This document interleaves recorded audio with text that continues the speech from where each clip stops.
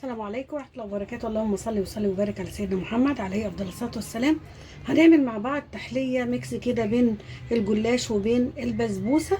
دي تحلية تقدروا تعملوها في أي وقت في رمضان، تعملوها في أي وقت، سهلة وسريعة. أول حاجة معانا دول مجين كده ونص، كده مجين سكر.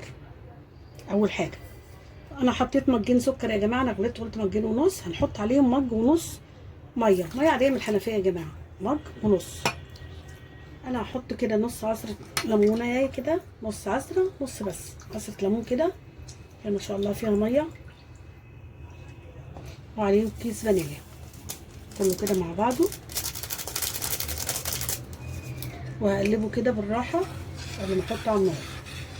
بقلب كده في النص يا جماعه عشان مش عايزه الميه تطرطش، عشان من ايه ما يسكرش. كده انا قلبت، طبعا انا مش بدوب السكر، هو السكر بيدوب لوحده على النار، بس انا قلبت كده الفانيليا بتاعتنا مع الليمون، واحطه بقى على نار عاليه، واول لما يبتدي يغلي هنوطي عليه، نهدي عليه النار. في الجلاش عندنا يا جماعه لفه جلاش مقطعه ناشفه، هي الوصفه دي تنفع فيها. انا اقسمها كده نصين، شويه فيها حتت مقطعه عشان ابتدي ان انا ايه عايزه اقطع كده على جنب، اقطعها كده شرايح، بصوا شرايح. فالوصفه دي عشان كده بقول لكم لو عندكم لف جلاش في الفريزر مقطعه استخدموها، حتى لو هي ناشفه على الرف استخدموها. نقطع كده كلها كده شرايح. انا قطعتها شرايح، هبتدي بصوا يا جماعه بقى عايزه اقطعها كده ايه قطع صغيره، فتافيت كده، اقطعها كلها كده قطع صغيره بايدي كده على طول، كلها في قلب بعضها.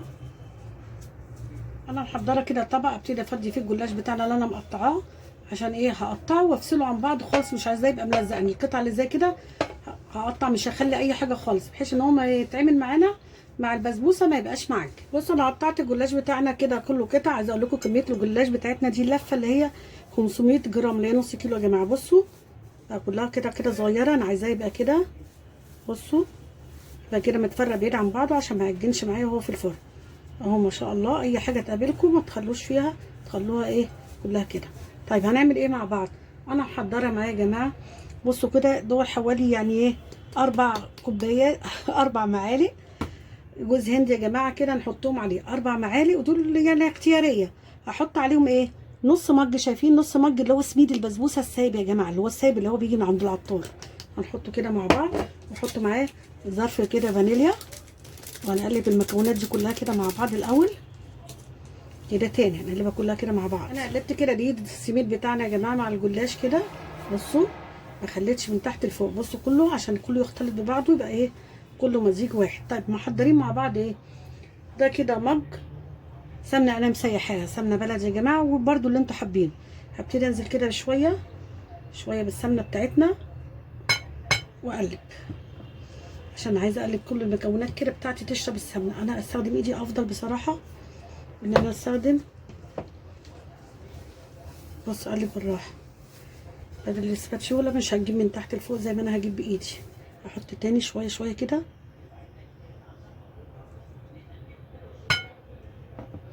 وابتدي اقلب عشان انا عايزه السمنه بتاعتنا تشرب كل المقادير بتاعتنا كده، الجلاش مع السميد.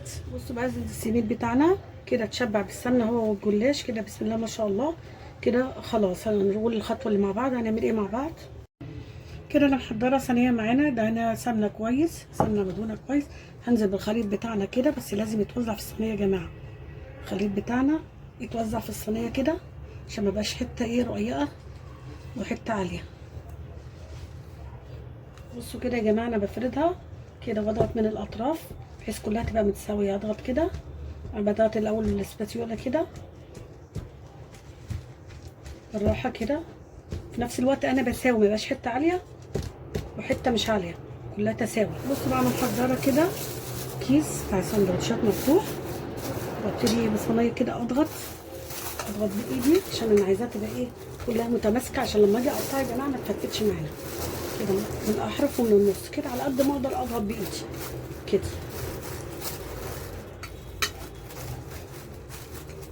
بصوا كده يا جماعه، بصوا ده شكلها كلها كده سوا واحد ومضغوطه ازاي يا جماعه، عايزاها تبقى رقيقه. انا معايا بقى شويه كريز عندي يا جماعه كده في التلاجة، ابتدي كده احط واضغط. دي مش حاجه ضروريه يعني، مش اساسيه، ده للتزيين بس مش بضغط ايه عشان تبقى موجوده ايه جوه كده. انا زينت بالكريز بتاعنا، وده اختياري، تقدروا تحطوا مكسرات اللي موجود عندكم. انا دلوقتي مسخنه الفرن يا جماعه، وهنحطها في الرف اللي في النص على درجه حراره 160. احنا الصينيه بتاعتنا خرجت من الفرن، اللي هي ميكس الجلاش بالبسبوسه، وهي سخنه كده. العسل بتاعنا يا جماعه برضه مش سخن، بارد. واشربها كده كلها تشرب ايه العسل بتاعنا. ده شكلها بعد ما شربناها الشربات بتاعه وسبتها بردت. شايفين الاطراف بتاعتها متحمره وجميله ازاي؟ جربوها وان شاء الله تعجبكم. واللي يعجبوا الفيديو ده لايك واشترك في القناه وفعل الجرس عشان يوصل لكل جديد.